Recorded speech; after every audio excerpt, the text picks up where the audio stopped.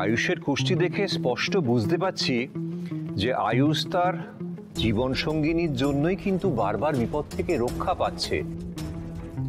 Madam, madam, হ্যাঁ আপনার green tea. ও দাও। শোনো পূজা, আয়ুষ আগের থেকে বেটার আছে ঠিকই, কিন্তু পুরোপুরি সুস্থ নয়। হ্যাঁ, কিন্তু আমি জানি আমি যদি বাড়ি থেকে বেরোই তাহলেও বাড়ি থেকে বেরোনোর চেষ্টা করবে, সেটা ওর জন্য ঠিক নয়। কুসুম এত সেবা শুশ্রূষা করে ওকে ঠিক করলো, কুসুমেরই দায়িত্ব যে আয়ুষ যেন বাড়ি থেকে না বেরোয় সেটা দেখা। কুসুম আর দীপালি দুজনকে একটু বলে দিও তো এই কথা, কেমন? ঠিক আছে ম্যাডাম, আমি বলে দেবো। আয়ুষের স্ত্রী এই বাড়ির বড় বউ, আয়ুষের রক্ষা কবচ। কি হলো? আয়ুষের জন্য দুশ্চিন্তা করছো? আয়ুষের জন্য তো করছি রাজ, তবে শুধু আয়ুষ নয়, আমি গুরুদেবের কথাও ভাবছি। উনি যে কি বলে গেলেন, কার কথা মিন করতে চাইলেন বুঝতেই পারছি না। আমি বুঝতে পারছি। কে? কুসুম। হ্যাঁ, কুসুম? কি বলছো? না না, আমি ঠিকই বলছি।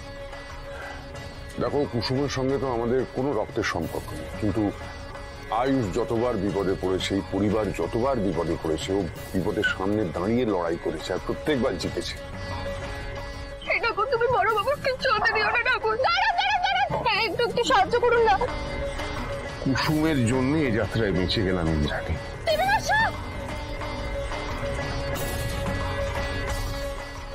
ওকে সাপে ছোবল মেরেছে। ইন্দ্রাণী, প্রাণহানির আশঙ্কা আজ ছিল তোমার, কিন্তু যমদূতের এই পথ আটকেছে কুসুম। দেবীমা, আপনি এই বরফ জলের পট্টিটা ছোট সাহেবের মাথা দিন, আমি ওনাকে কানাটা খাইয়ে দিচ্ছি।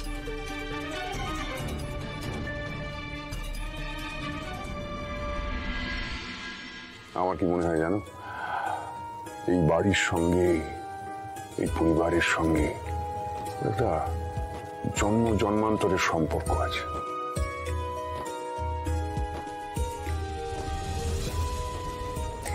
এভাবে তো ভাবিনি। আসলে আমাদের চোখে তো অত সবকিছু পড়ে না, সেই জন্য গুরুদেব বলেছেন না। আজ আমি ভাবছিলাম যে আয়ুষের নামে একটা পুজো দিতে যাবো। ঘুমাচ্ছে? ইচ্ছে করে না। কি রে ভাইদা? বাবা, ব্যাপারটা তো অনেক দূর গড়িয়েছে। ভাইদা চোখের দিকে তাকিয়ে ঘুমিয়ে পড়েছে।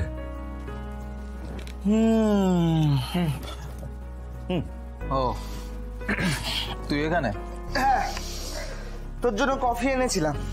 সে দেখলাম তুই চোখের দিকে তাকিয়ে স্বপ্নের দেশে হারিয়ে গেছিস। না না, সেরকম কিছু না, ওই একটু চোখ লেগে গেছিল। নে নে নে, কফি খা, কফি খা। Thank you.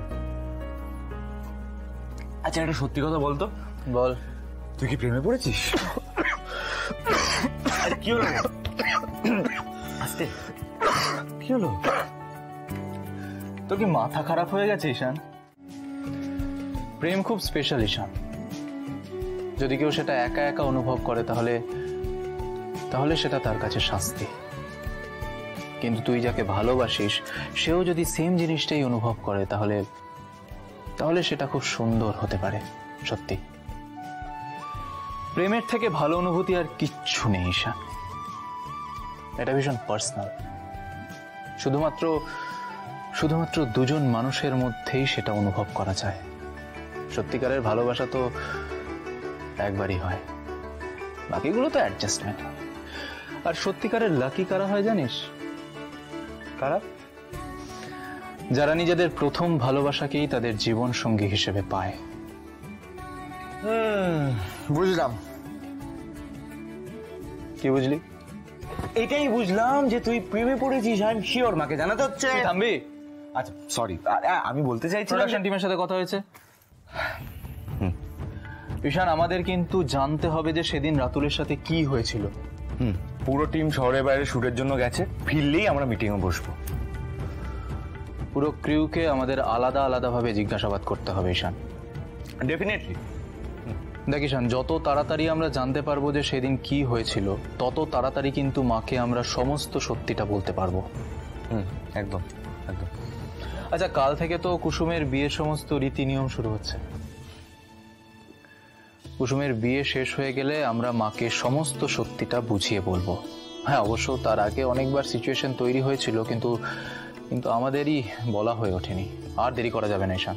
একদম ভাইদা, তুই একদম চিন্তা করিস না, আমরা সবটা ঠিক জানতে পারবো। তখন তুমি ওদের দিকে দেখাচ্ছ কেন? কে কি বলেছে তোমায়? এদের দুজনের এই ধান্দাবাজি না আমার সামনে তো আর চলবে না। এই বাড়ির একটা টাকাও এই কাজের লোকের বিয়েতে আমি খরচা হতে দেব না। না কর্তামা, আমার তো কেউ কিছু বলেনি। কর্তামা, আসলে কুসুমের মায়ের ইচ্ছে ছিল আমার যা আর্থিক সামর্থ্য, আমার যা আর্থিক ক্ষমতা, সেই অনুযায়ী আমি কুসুমের বিয়ে দেব, সেইভাবে আমি বিয়ে দিতে চাই কর্তামা। আসলে কুসুমের জন্মের পর থেকে আমি অল্প অল্প করে টাকা পয়সা জমিয়েছি, সেই টাকা দিয়ে আমি কুসুমের বিয়ে দিতে চাই। বেশ, তোমার এ কথা আমি মেনে নিতে রাজি আছি শঙ্কর, তবে আমারও একটা শর্ত আছে। কি শর্ত কর্তামা? তোমার যখনই অসুবিধা হবে, যখনই আটকে যাবে, তুমি নির্দ্বিধায় আমাকে বলবে। ভেবো না শঙ্কর যে তোমার উপর দয়া করা হচ্ছে। এই অধিকার তুমি আর কুসুম তোমরা দুজনে অর্জন করেছো।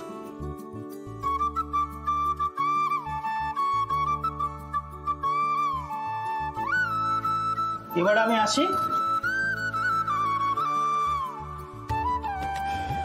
ইন্দ্রাণী,